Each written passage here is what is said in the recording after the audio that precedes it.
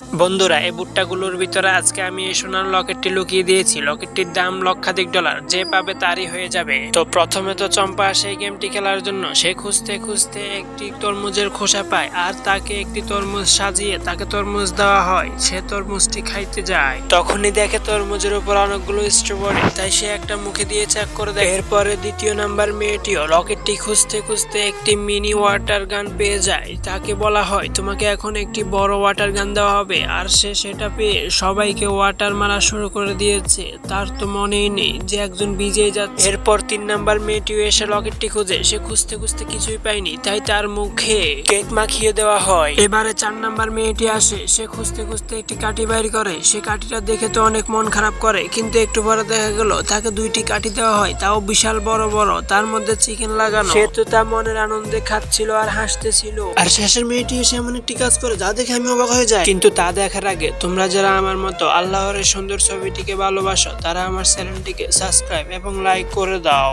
এবারে শেষের মেয়েটি এসে খুঁজতে খুঁজতে এই লকেটটি খুঁজে বের করে আনে, আর সেই লকেটটির মালিক সে হয়ে যায়। সে এটা দেখে সে খুব খুশি থাকে, আর সবাই তাকে উৎসাহিত